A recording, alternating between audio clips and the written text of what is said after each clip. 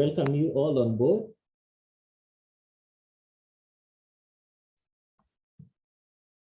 My name is Dr. Gabriel Wari, and I'm the Director of University Health Services. And I'm going to be facilitating this webinar today. So I think we can have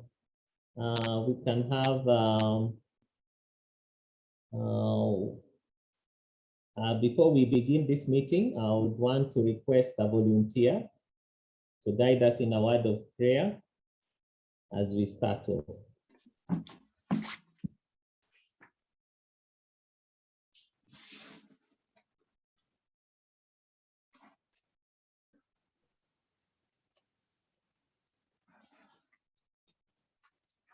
A volunteer.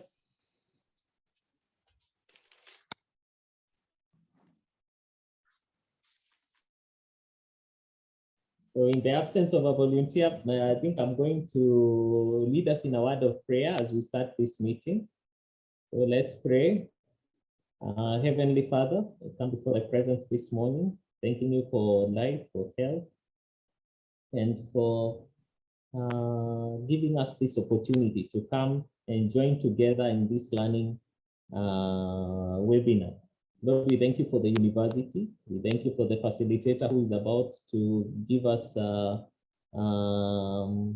talk on COVID-19 and nutrition. And we pray even as we start this meeting, Lord, that your presence may be with us. In Jesus' holy name we pray. Amen.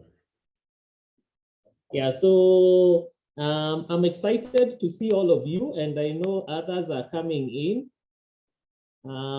Maybe to just set the stage is that this is an idea that came about from the COVID-19 Implementation Committee that is led by DVC Professor Muse, and that has been involved in helping the university prepare.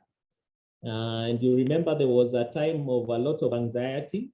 And as we speak now, we are in a time of better understanding and readiness. So this webinar series is part of getting staff and even students, because this is an open meeting, that we learn more about COVID-19. And by doing that, we are able to cope better, to manage better, and even to be able to return to normalcy. So far, we've had about 4, this is going to be the 4th webinar. We had the first one of the basic biology, prevention and transmission and prevention, which was followed by a webinar on variants. We last week had a webinar on vaccine, and today we are privileged to have Professor Elizabeth Kuria from the Department of Food, Nutrition, and Dietetics. And as I welcome her on board, I want to just remind us of a quote that is commonly said. And this is that if you need to take your food as medicine, otherwise you might end up taking medicine as food. So Professor Kuria is ready to take us through this session, and I'm sure it's going to be very exciting. And so without further ado, I would want to invite Professor Kuria on board. And the way we usually do it, we usually have 2 parts. The webinar is supposed to last for 1 hour, and it's usually divided into 2. So we'll have a first segment, after which we'll have an interactive session, and thereafter we have a second segment, which is followed by a Q&A session. So over to you, Professor.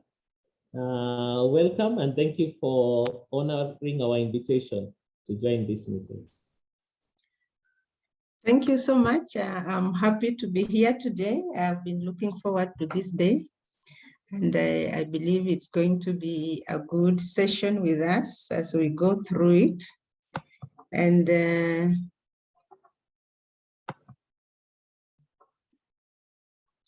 share. Just want to share. No, sorry, I'm sharing the wrong thing. Why am I sharing the wrong thing? I thought I was just sharing the right thing. No problem, Prof. Eh? Iko sawa? Are you seeing it? Yes. Okay, good. Thank you so much. I'm happy to be here today. Just to share on nutrition and COVID-19. And as we have been told, we have gone through a few series in relation to this. And what I'm just about to share is just to see how nutrition can help us. You know, it's not that nutrition is the only thing, but it is key. It is key to good health. And so I'm just going to go through a few things, really not touching much on nutrition, immunity, and then nutrients that build the immune system and something like that. So yeah, just that would be our outline. May I be sure that I'm loud enough? Is my voice okay? Is my sound okay? Yes, Prof. Yes. I can hear you. Okay, good. Loud So, and clear. yeah, so we'll just go through a few of these things because nutrition is key to our life, as we have been told. It is stated that you take food as your medicine, or else you'll end up taking medicine as your food. And really, this is so key.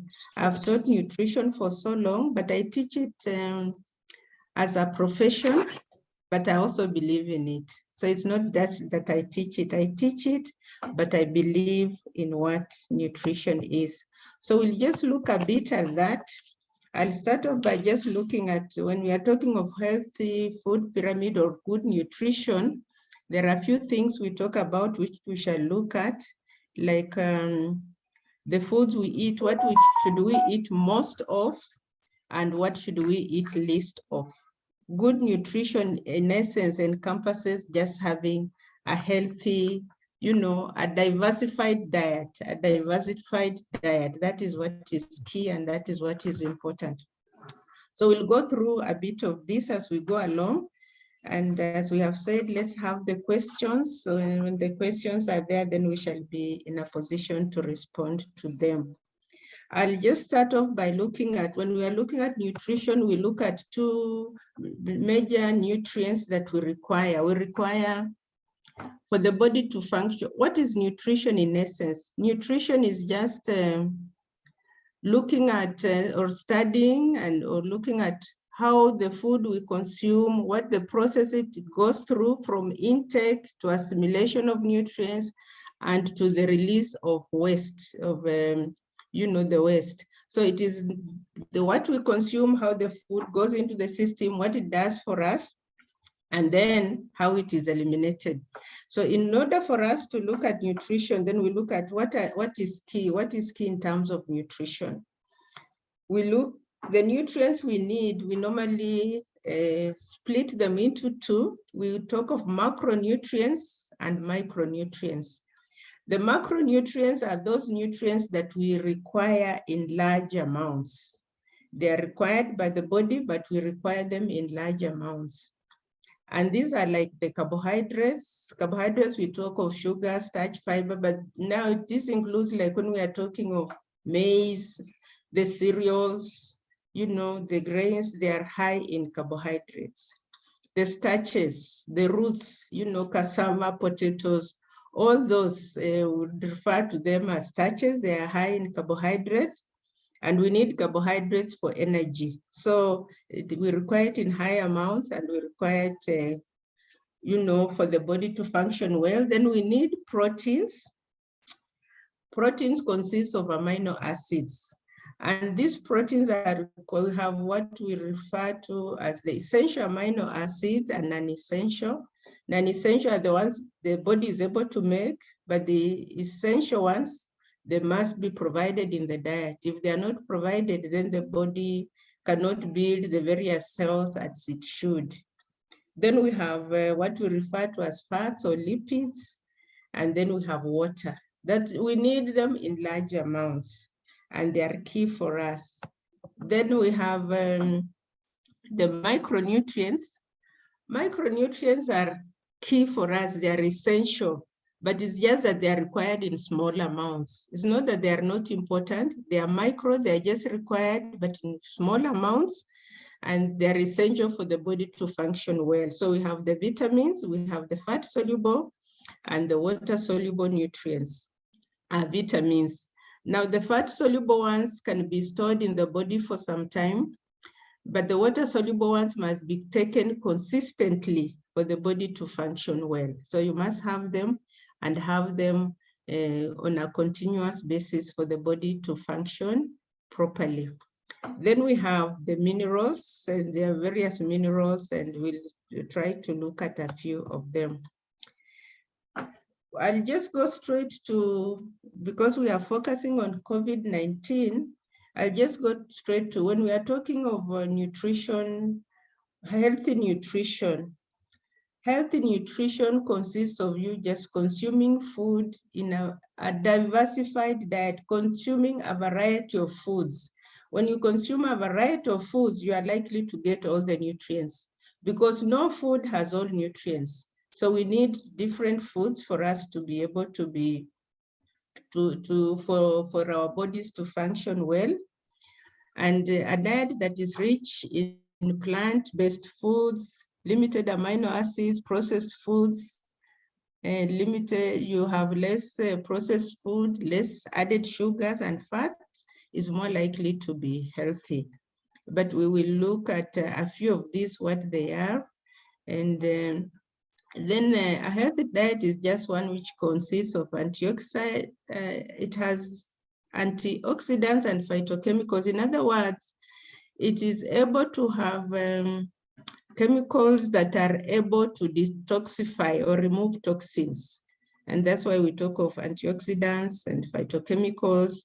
Now, when we are consuming a healthy diet, generally, for you to identify this, then you would look at foods which are maybe rich, deep colored, all that, they will be able to provide most of this. So we'll just go a bit to what is COVID-19 in relation to nutrition. For us to be able to look at this is that we have been told, we know it's an infectious disease. It's caused by a virus. All viruses or viral infections, they are not treatable, at least up to now. There are no medications or antibiotics that are available to treat them. And last time we were told that low immunity contributes to causing infections or being prone to infections. So when your immune system is not strong, then you are very prone to infections. So when we are looking at nutrition for COVID-19, then our major focus is on building the immune system.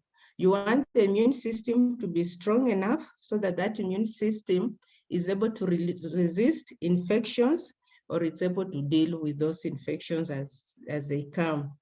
A healthy immune system will help you not be easily affected by diseases or microorganisms that try to affect us.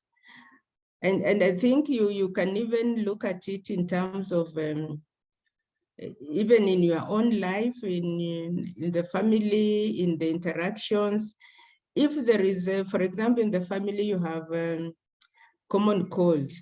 There are some kids who will be very, go down very fast, others will not. Why? Because generally it's because of the immune system. So the immune system will cause, if the immune system is strong, you are able to fight the infection, you are able to ward it off. So when we come to looking at nutrition, then our focus is the immune system. Our focus is the immune system. You want to see that the immune system is helping us fight off these infections also. And when we are looking at nutrition, then we go to what is when we are looking at the immune system. What is the immune system? We were told last time, I think, as we've been talking about it, when we are talking of vaccinations and all that, it's just that the immune system it will help us when we are trying to look at, you are trying to look at what the immune system does, is you are trying to see how it is able to move us and help us to be able to see various, to be able to help us defend ourselves against infections. So it's important just that you look at when we are looking at the immune system and how it works, it's important so that you are able now to see how can you ensure that the immune system is strong and the immune system is contributing to healthy well-being. And so as we look at that, then you are able to appreciate that your immune system is working, and it is working for the betterment of your body. A healthy immune system protects against infection.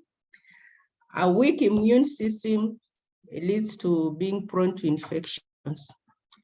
Now, we promote a strong immune system through consumption of consistent, high-quality, diversified diet, exercise, and exposure to the sun. That is very key. It's diversified. We have exercise and we have exposure to the sun. Exposure to the sun is in terms of being able to get vitamin D. It is key in helping the body, develop immunity. And that's why we talk of people going out in the sun and being able to be exposed to the sun. We have a challenge when we are in the urban settings, and like we are staying indoors, like in the flats. Children are not exposed to sunlight, and so we have problems. So the immune system is a network of cells, organs, proteins, and antibodies that work to protect against both bacteria, viruses, and parasitic infection, all types of parasites. And promoting an immune system is through, as I've said, consumption of a diversified but high quality diet, which is very important. When you are having a strong immune system, it leads to you are not fatigued, you are not tired, you are just able to function. Now, as one gets older, the immune system starts to decline.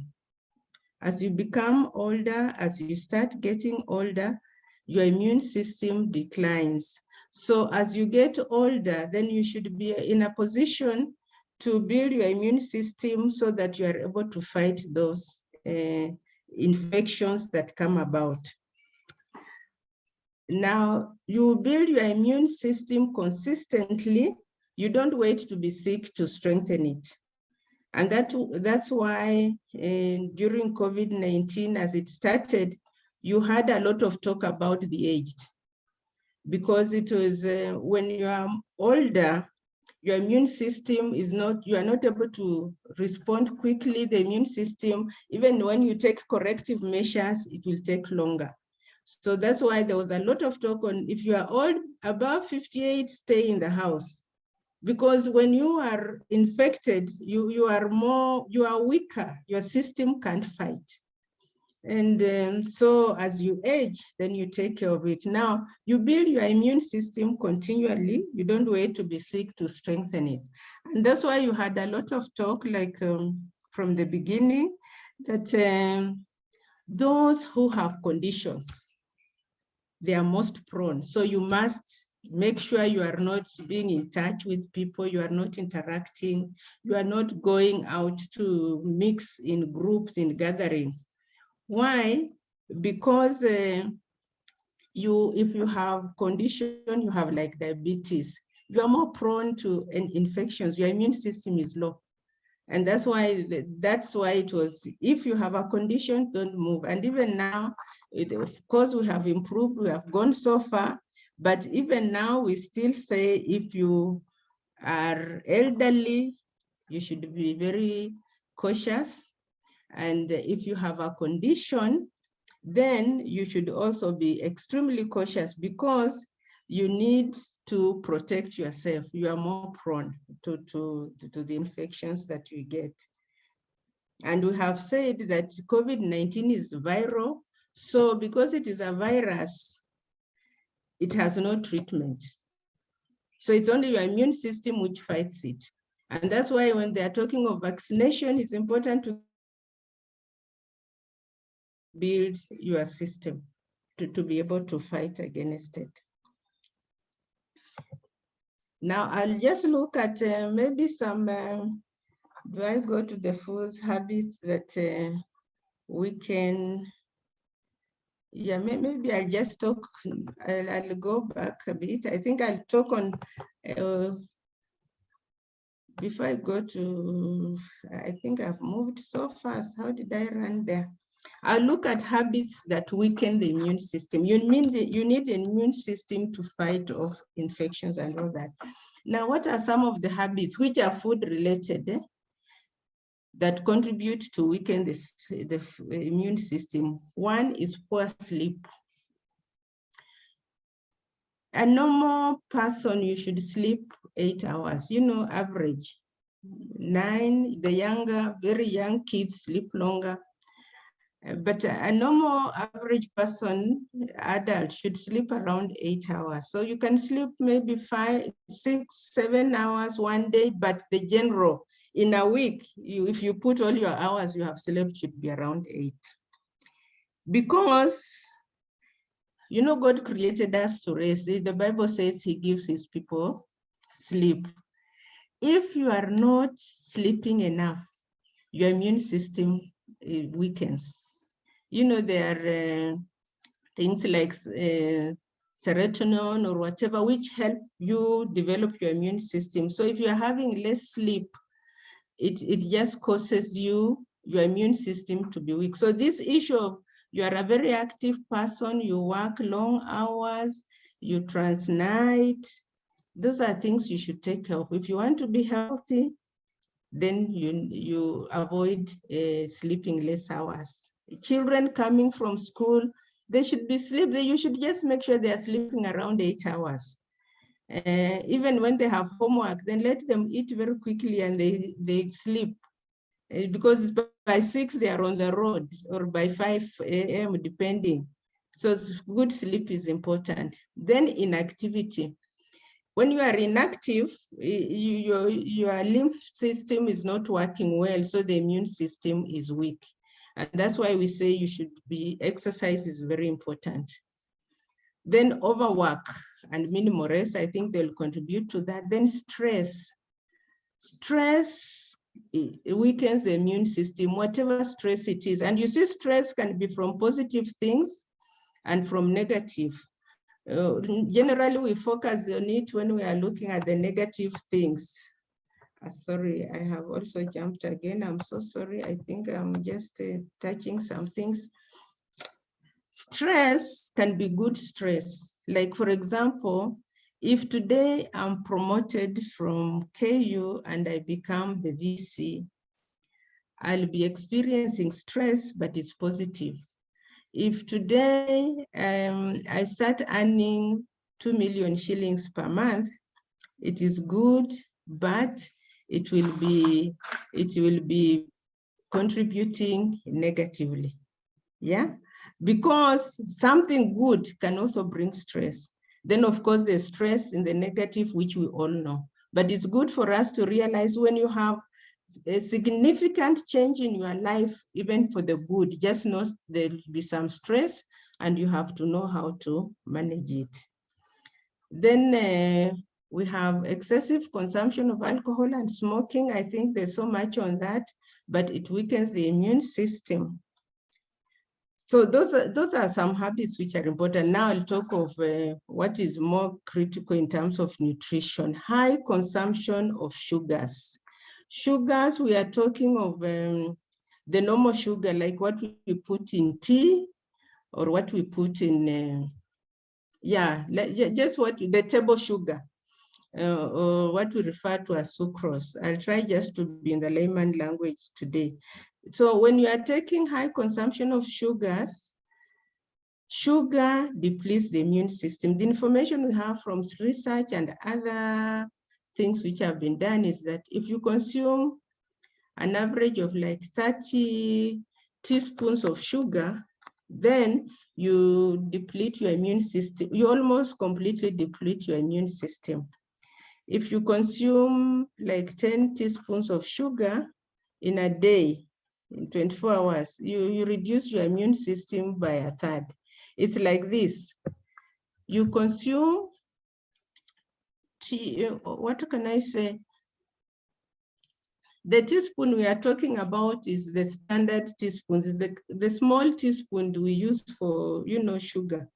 Now, if you are consuming, let's say you are taking tea, you take tea and you take maybe 3 cups of tea in a day, and you are putting 2 teaspoons in each cup, that is around 9, 10. And you see, normally we heap our teaspoon, so that is more than 1.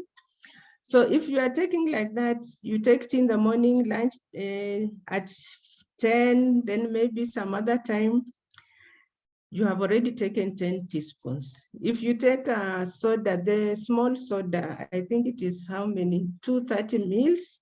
It has between 10 teaspoons or more. If you take the bigger one, of course, it is more.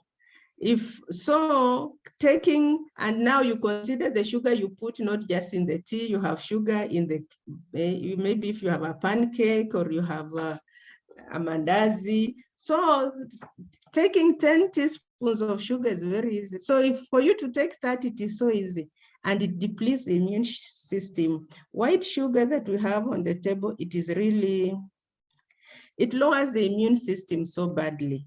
And it's something that we should take care of. If you want your immune system to be strong, then you have to reduce and almost eliminate your sugar, the sugar intake. I take very little sugar. I hardly use it. Then dehydration. Dehydration lowers your immune system. You drink water because you should, not because you are feeling thirsty. By the time you feel thirsty, the system is so depleted. So you just need to take water continuously for a long time. Periodically, you don't wait that you feel you are thirsty for you to take water, because dehydration lowers the immune system. The cells are not able to function as they should. So that's also an area. And dehydration, for example, if you you can drink water, you can drink fluids which hydrate the body, like but some drinks dehydrate the body. So for example, if you take high coffee, you have all done, I think most of us up to secondary school, we did something called osmosis in biology, all that, whatever, water moves from high to low concentration, all those things. So if you take like a high sugar, high caffeinated drinks and all that, the body does, the cells, the water moves from the cells. So your body will still be dehydrated. That is why when you are feeling thirsty and you take something like a carbonated drink like soda, you will not be satisfied with just taking the small one. You will keep taking, because it is removing water from the cells. So you take what hydrates. What hydrates the body is like the water itself, but fruits, they will hydrate, natural fruits and all that. Then high consumption of caffeinated drinks. High consumption of some is okay, but when it's high, it also tends to lower your immune system. then saturated fats or hydrogenated fats, because of also the other complications it brings about. So that will weaken, these are some of the, just the common things that will weaken your immune system. I'm leaving out things related to hygiene and all that because I think we touched on them it was touched on, I think, at the other time. So you want your immune system to be strong. These are some of the habits you should try to avoid. Then I'll just look at foods that deplete the immune system. In terms of food, I've talked of some of them. Sugar, high caffeine is in many things, it's not just in coffee. So high caffeine intake, high salt intake, high consumption of animal fats and proteins. And I think I need to explain this a bit. Consumption of high proteins. Protein, we need just, a normal person, you need 1 gram of protein per 1 kg body weight. So you just need 1 gram of protein per 1 kg body weight. Now, if you are consuming more, protein has carbohydrate, hydrogen, oxygen, and nitrogen. It means you have to remove the excess nitrogen because nitrogen is poisonous. So when you consume high protein and high fat, what it means is that you cause your system to overwork to eliminate the excess nitrogen through urea. And you don't want to do that. You want your system to work well. And excessive consumption of protein will it means your kidneys have to work so hard to eliminate the excess nitrogen. In the long run, once in a while is okay, Christmas, whatever, but what happens if it's consistent and for a long time, then nitrogen will have to be eliminated continuously. The kidney overworks, and if the kidney is overworking, then eventually it weakens. It starts to weaken a lot, and over a long time, then it becomes weak. And I think we are seeing a lot of kidney-related challenges. Some of that could be just related to this, not necessarily all, but some is, you can link, there can be an association, a correlation. So high consumption of animal proteins is something we should take care of. Just note, you need 1 gram of protein per 1 kg body weight. If you are 70 kilograms, your protein intake throughout the day, eventually should just be it should just be 70 grams. So if you are a family of 4 and you have a quarter kilo of meat and you are consuming some milk and maybe some grains like beans and all that, that is more than enough. You don't need 2 kilos of meat. Sometimes we have fish, we have chicken, we have whatever in one sitting. That is, you are just an egg, you are just hurting yourself. Then high alcohol, high tobacco, I think so much. I've talked of the carbonated drinks. Sodas deplete your immune system. These drinks, which you find so much, the colored drinks in the supermarkets, they are really preservatives, sugars, added sweeteners, and they deplete your immune system. So those are things you should avoid. Like now when we are giving kids to carry things to school, it's a challenge, but if we are buying for them those things, I call them normally colored waters. Generally, what you get is that those kids will always be having coughs, colds. You have antibiotics are the norm in your house. If you go for a week without them taking antibiotics, it's a miracle. But it has nothing to do with that. It is just what they are eating. So if you remove them, actually, I taught this in one of our churches, and one of one of my pastor's kids was just antibiotics was the norm. And so when she had it, she said, I will not be taking. She stopped. And she was young, I think she was 6 or 7. that girl stopped taking, and she stopped having all those colds and flus. And I talk these things because I also practice them. Hydrogenated fats. Hydrogenated fats are just the fats. They have other complications. I'm focusing on the immune system for today, but they have also many other health complications. Hydrogenated fats are just the fats which have been like the Kimbo or whatever. Now, the hydrogenated fats have many negative effects in terms of cardiovascular disorders and all that. And so they weaken your immunity. We recommend you take things like olive oil or plant oils, but in moderation.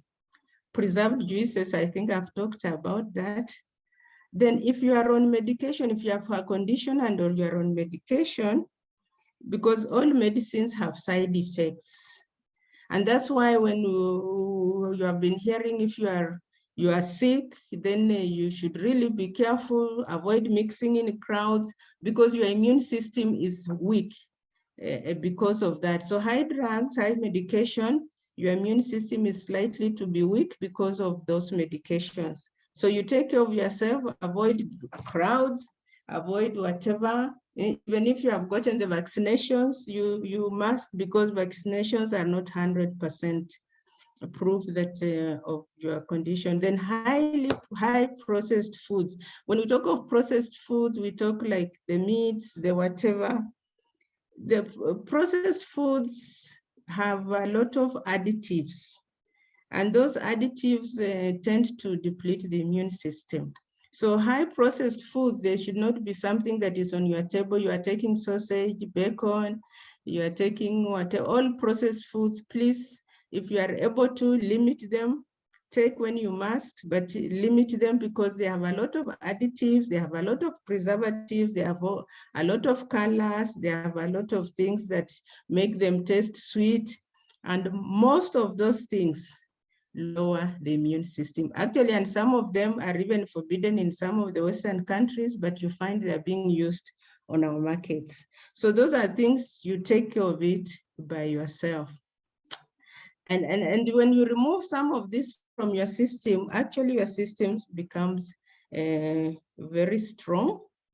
And I don't take most of these things. And I'm a healthy person. I'm 68 going to 69. I'm not on any medication. I'm a very healthy person. And I don't take these things. So just, I can tell you from my own experience, it's something good. And it will help you. And you test your system. As you do, you'll see it change. Not only this, but it contributes, because the body needs that. Then I'll go to nutrients that build a strong immune system. And everything we take is good, and it builds our immune system. Not everything we take is good, but most of what we consume that is good and able to build our immune system includes things like micronutrients, like various minerals, vitamins. Of course, the macronutrients, we need them for energy, for all that. So like zinc, iron, vitamins A, C, and D, omega-3, antioxidants, deep colored fruits and vegetables, whatever is deep colored, you know, like avocado or whatever, pawpaw, whatever is deep colored, it's just red, yellow, those are good. They have antioxidants. When I put it here, I think for those not in the nutrition field will be able to appreciate that they do that. So then maybe with that, I don't know whether I need to ask some questions now, or I can go to the questions. Is that okay? Thank you, Prof. Thank you for that. I think that was very exciting. And as you can see, the chat box has quite a number of questions. I wonder, there is still one more slide. Yeah, I can still go to one more slide, then we can go to the questions. Let's finish the presentation. I understand now we'll finish the presentation and now have a discussion, which Okay, I that's think is very good. So just finish the last slide and then we go to the question and answer for about 15 minutes. okay. So then foods that enhance the immune system. Foods that enhance the immune system are like fruits which are rich in vitamin C. And fruits which are rich in vitamin C are many, but we can just talk of the citrus fruits, lemons. You had a lot of talk on lemons, isn't it? During COVID stage. But it's all fruits that are rich in vitamin C. Lemon has many other benefits, which really, it's something that lemons are something you should be able to take on a daily basis, just in water or whatever. Oranges. We are blessed in Kenya because every season there are fruits. And the good thing with fruits is if you are consuming a variety of them and those which are in season, then you are able to get the right vitamins. So generally, but citrus fruits, lime, lemon, oranges with lime and lemon being higher in terms of nutrition benefits, including, for example, even some in various conditions. So fruits, you want your system to be okay, you should take fruit. I take a fruit each morning. Like today, I've already taken a banana. My breakfast, like today, was just a banana. And then I had some water, which has lemon, it has some garlic, it has some ginger, something like that. And so fruit is good. Then garlic. Garlic is good because it is antibacterial and viral, so it is good for your immune system. It's something that you should have include it in your cooking, in your food preparation. They are very good. It's something which should be in your meal on a regular basis. Dark green vegetables. Dark green vegetables, all vegetables are good, and variety, I've told you variety. I'm just mentioning so that it's good for you to make that this is part of your meal. Dark green vegetables, but the way we prepare vegetables is important. Overcooking destroys most of the nutrients. So you cook them to, steam them or just cook them slightly. They'll be good for you. And these ones can be any, just dark green vegetables. Wherever you are, you can get them. Ginger is also good. It's very antiviral, antibacterial, So that's something you should have in your cooking. Use it in your cooking. Turmeric, also very good. Use it in your cooking. Pineapples are good. And it's not that you are taking in excess. You are just making sure you are having them as part of your meal. Pineapples are anti-inflammatory. So, and in case of COVID, of course, you don't need anything which will increase inflammation. Green and red peppers of all types, just include them in your normal meals. I've just tried to highlight things which are common, foods which are common. Then the cabbages, cauliflower, the cabbage family, they are good. Carrots, berries. Use coconut oil, olive oil for your cooking. Is better than most of these hydrogenated fats. And you really don't need much of it. Then prebiotic and probiotics. Probiotics are just things like the fiber in your foods. You consume what is high in fiber. Probiotic are things like yogurt, natural yogurt, and all that. They help the gut, the GIT. If the GIT is functioning well, then you are likely to be healthy.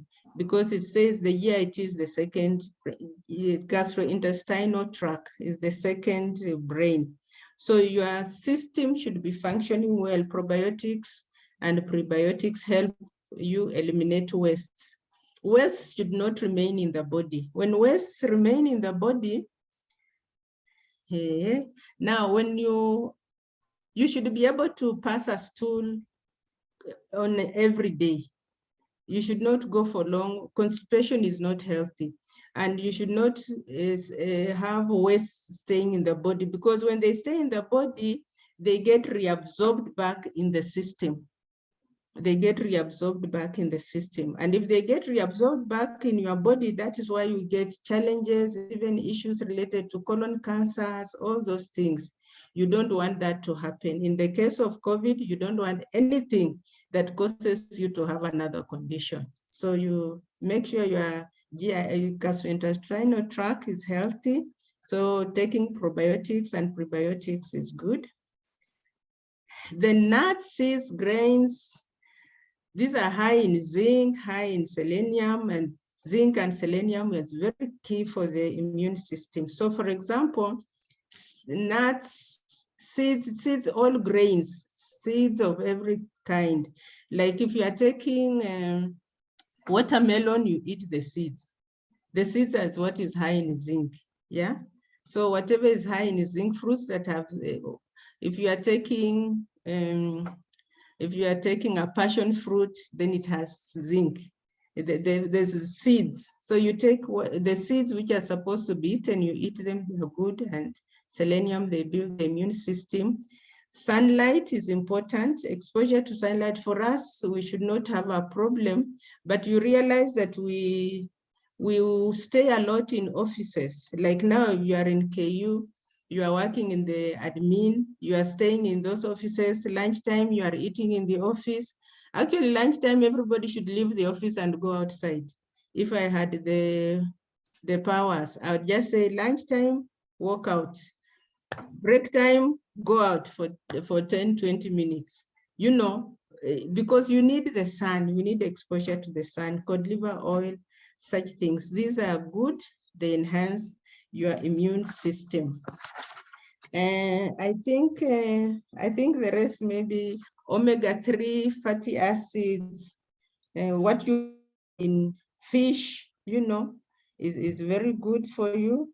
Soybean, you know, and if you are able to sprout, you know, soak some things, sprout as you cook the grains, it becomes better.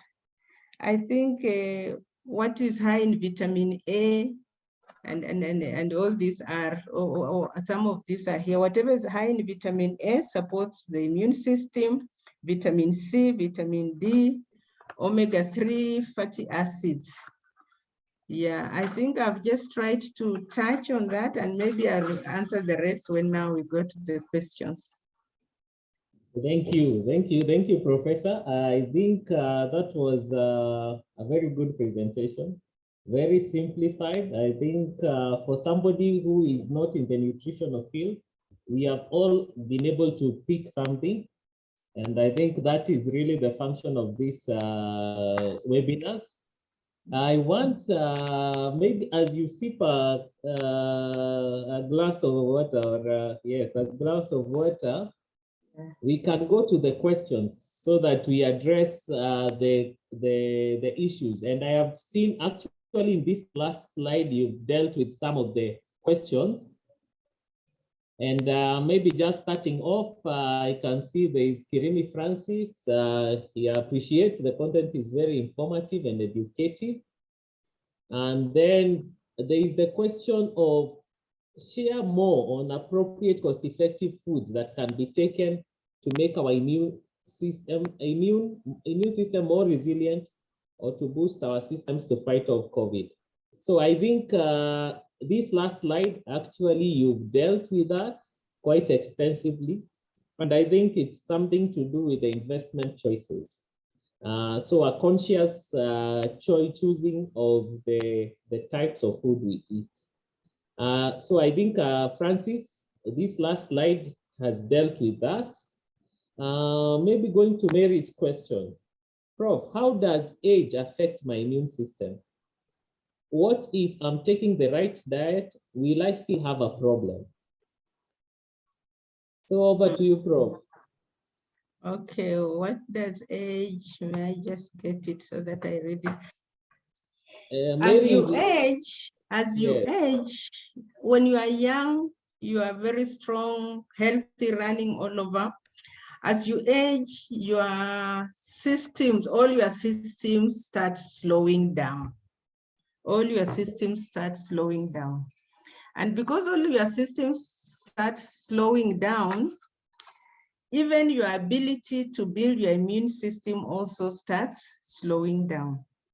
If, for example, you have been living a lifestyle where you have really messed with your health, you are sick here and there, your immune system is very weak, even you building it up will take a lot of time. So as you age, you just slow down. I think in a layman language, your systems start slowing down. Every part of you starts slowing down. You can't run as much, you can't walk as much, you can't do as many things.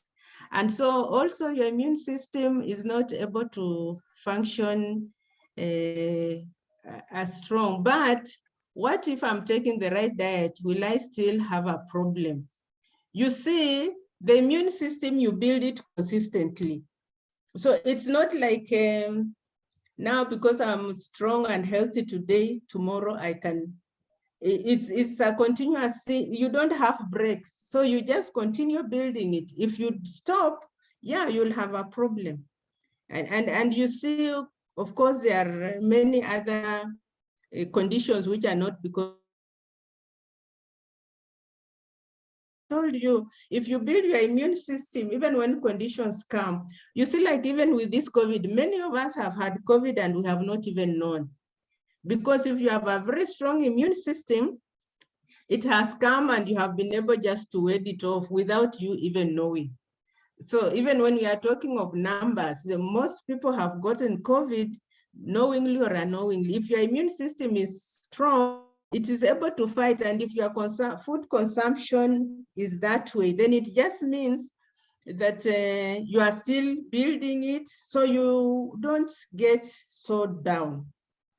So yes, if you are still taking a right diet, you have to continue taking the right diet, exercise, enough sleep, water, all those.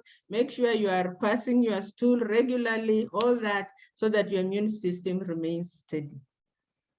Thank you, Prof. I think you've answered that question, and Mary, and I'm seeing a related question that came from Francis, and I think you've also tackled it.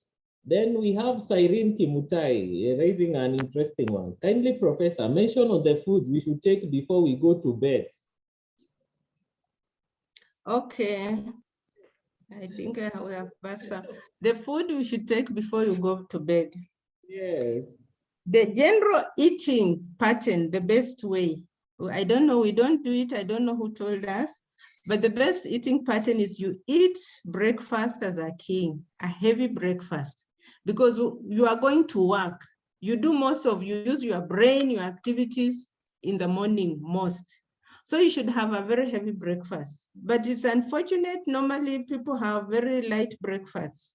Breakfast should be the heaviest meal of the day. Eat it as a king, because you are going to work from some barely up to 1, and maybe with a cup of tea in between. And that is when you are making the critical decisions, making policies and all that. Yet you are working when your brain is diminished in ability to function. So eat well breakfast. Lunch, eat it okay also well, because you are still working busy in the afternoon. Supper should be your leanest meal. It should not be heavy, it should be very light, because you are going to sleep. Now, why are you eating heavy ugali and whatever, and you are just going to sleep? What is it going to do? Then it is now converting itself into fat, and that's why we have overweight, obesity, and challenges related to overweight. So don't eat heavy supper, very light. Eat supper early. The earliest you should, I mean, people are different, but generally the recommendation is try to eat between 6 and 7, you should have had your supper. And then maybe if you have to take something light, maybe a drink at 8 or so. I've told you first, you are noting that 8 hours you are going to sleep. So it means you have to eat early enough, depending when are you waking up. If you are waking up at 6 backwards, by Saine, you should be deep asleep. If you are waking up at 5, by Satatu, you should be deep asleep. So eating ya usiku is not something that you should be thinking about. Usiku ni ya kulala, please. So you by 8, you should have already eaten. You eat an hour at least before you sleep. You know, an hour, 30 minutes before you sleep. I tell people, if you have young kids, when they come from school, don't give them tea. Give them proper food. When they arrive, they eat supper. Then they do their homework. Then they can take a snack as they go to sleep. You should not eat heavy when you are going to sleep. You are just, the brain is sleeping, everything is sleeping, and you are eating food for what? So I think the way we have been socialized into eating is also not right. And it is what contributes to some of our problems. So please, from today, eat breakfast as a king, lunch as a queen, supper as a poor man. And you eat early and sleep early. What foods to eat before you sleep, it should not be an issue. You should just take a small drink or a fruit or something, you go to sleep because you have already eaten by 6, 7. Thank you, Prof, for that. Then we go to the next question. So we have preventive measures since we are aging. I think that one you've dealt with. A request for the slides. I hope we can avail them. Then please educate us on how soda reduces immunity. And he actually admits we naively take them almost on a daily basis. And then, so as you also take that, there's also the issue of the white meat, but maybe let's go with the soda first. Sodas are high in caffeine, and they are high in sugars. So they don't deplete your, they dehydrate your body, they don't hydrate the body. That is, and those things I've talked about. Yeah. It is very high in sugar, and so it depletes your immune system because of being high in caffeine and high in sugar. And your immune system is weak. If you are a high consumer of sodas, you have things like coughs, colds, those things which pass you, they never pass you. When they are around, the flus, you are always with them. I told you I'm 68 plus. You hardly see me with a cold, and I'm not on any medication. I don't remember the last time I had a headache at kitchen and Uma, you know. And it's really, God has healed me. I believe in God's healing power. I believe that, but God also expects us to take care of our bodies. And I believe good nutrition for me has contributed. Yeah, it has contributed. So sodas, if you are a heavy drinker of sodas, please just remove them from your diet for a week, for 2 weeks, and see how your system is. You don't have to do it because I've said, but just remove them and weigh your system. Your system will be so clean and you will be so shocked. Remove sugar from your diet, you will see how the sugar, and you'll see how your body behaves. And even now, when you start taking sugar, your body will reject it. Anything you are addicted to is not good for your body. Anything, any food or whatever you eat that you are addicted to is not good for your body. So try to avoid it. Then white meat. Yes. Meat, I have said meat is a major contributor of protein and it's good, but we just need 1 gram. There are some many conditions now which come about because of high consumption of meat and all that, but we just need 1 gram of protein per 1 kg body weight. The good meat is meat which is naturally grown. fish, naturally grown chicken, all those. But you see, like when you are taking these broilers, yeah, they are good for income, but my dears, what they do, you are taking a lot of hormones. Things which grow within how many days, that is now what you are putting in your body. So when you are talking of meat, try to take more grains. We are so rich in grains. Proteins, if you combine various grains, cereals and legumes, you get complete proteins. So you don't really need meat. If you can combine them, you get good proteins. So white meat is the way it has been grown. Eat more fish, but meat is not a necessity. Even sugar is not a necessity. Blue band is not a necessity. I've talked of hydrogenated fats. Somebody says, but how do you take bread? Who told you must put blue band? So. I'm sorry for interjecting. I am actually the one who raised the issue of the margarine. And of course, I personally use them, but I usually worry about the issue of hydrogenated fats. So maybe you could comment that, since it's the next question. These things that we spread on bread, Blue Band and Prestige, which are from vegetable oils and butter. So maybe you can advise us. The hydrogenated fats has a lot of, because of the cardiovascular conditions, that are also on the increase in our country. We have high non-communicable diseases, and some of these are the contributing factors. Blue Band, margarine, Prestige, they have those negative effects of hydrogenated fats. So you don't need them. You don't need to apply them on the bread. You don't need, and it's not, you can eat bread without applying them. Yeah, I use maybe natural honey. Of course, we don't even have pure honey on the market. So if you are really using honey, try to make sure it is natural, pure.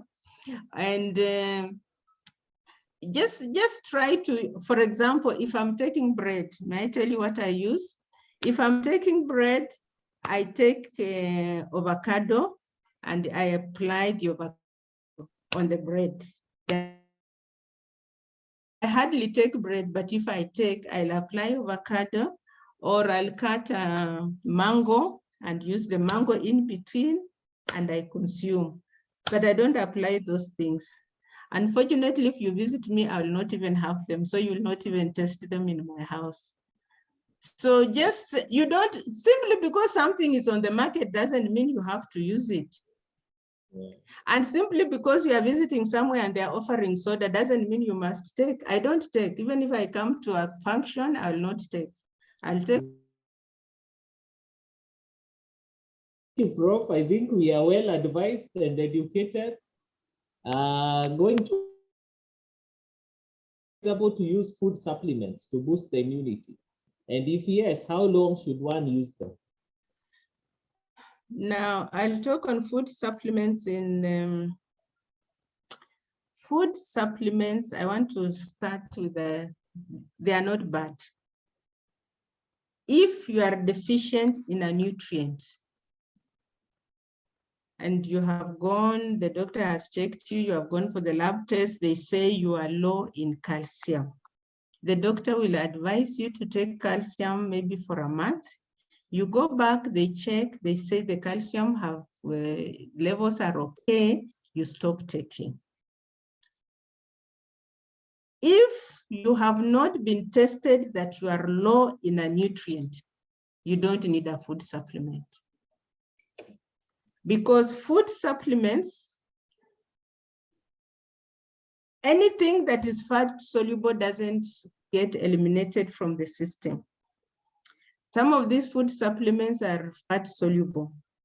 If you take them and you haven't, like now I have enough vitamin A and I'm taking vitamin A supplement, I'm just adding it to the system and they become toxic.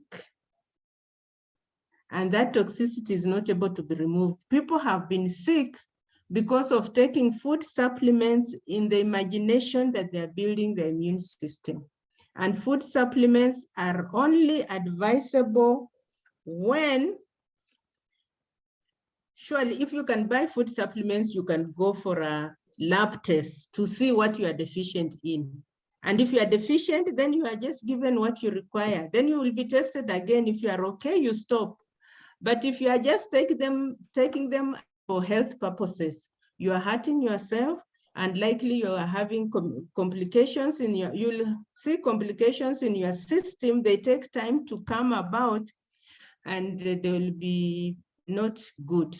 Supplements are actually, there's an area that we are fighting because innocent people are taking supplements in the belief that they are helping themselves in terms of health, but they're hurting themselves. So food supplements should only be taken if you have been tested and it is seen that you need a supplement. They will give you for a time. When they test you and your parameters are okay, you'll stop, but you don't take it as a routine, as a norm. Even when the doctor said, now take calcium supplements for this month, you don't now after that go to the chemist to buy them for yourself. Check if the body is okay, yes. If it's not, take them.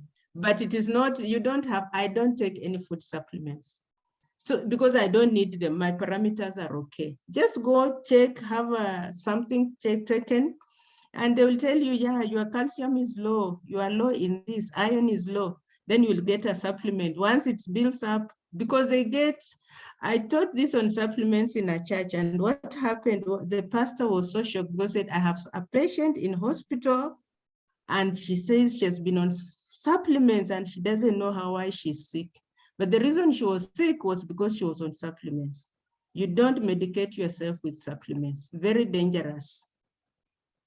My people perish for lack of knowledge. That is what God said. And it is so true in terms of nutrition and healthcare. Yeah.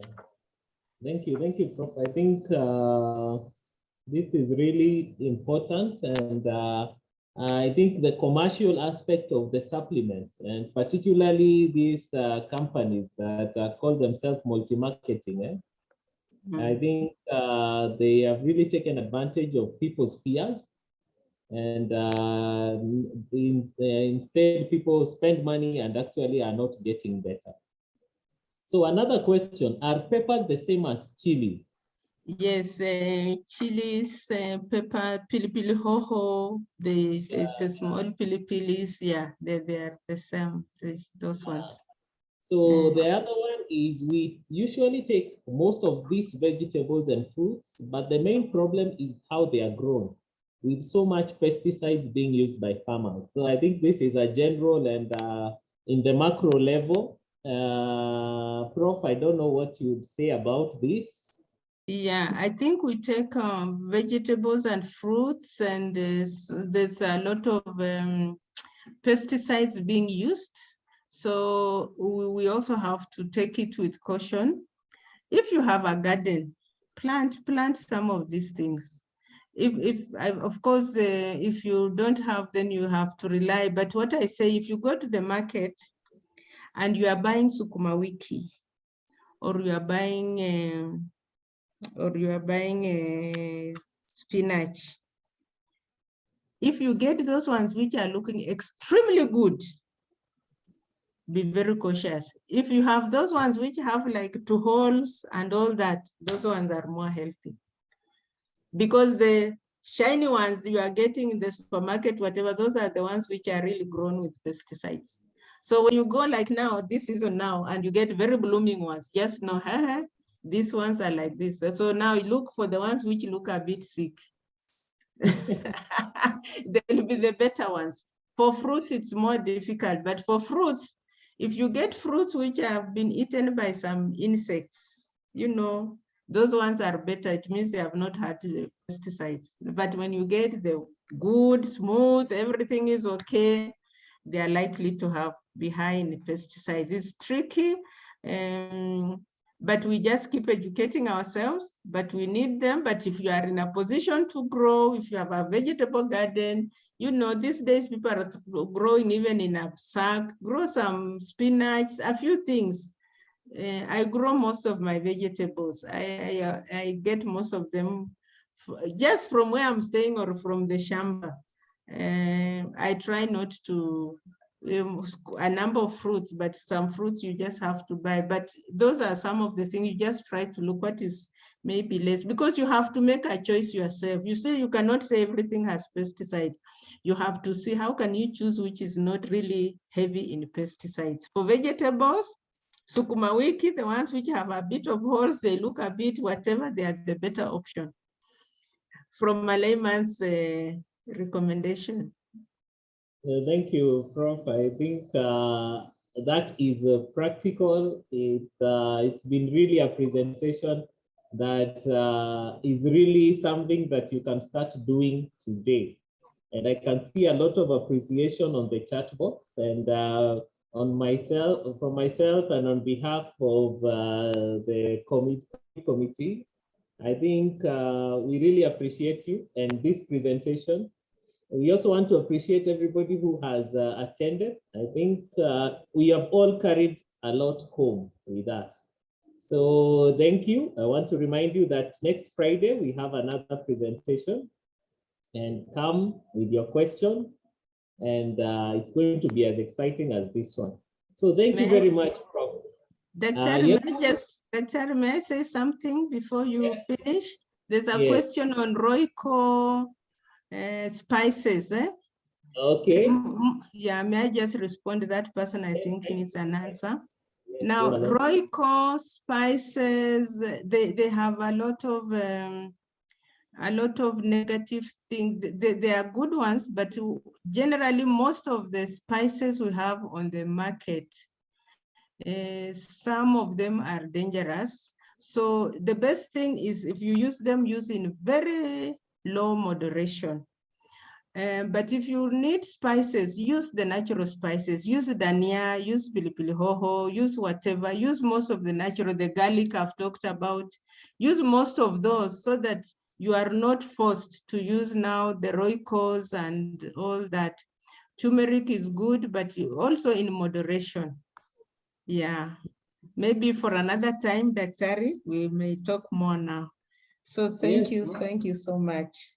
No, thank you, Professor. I think this morning is quite a healthy start for all of us, and we are at a very practical level. So thank you very much for that presentation, and we are well advised.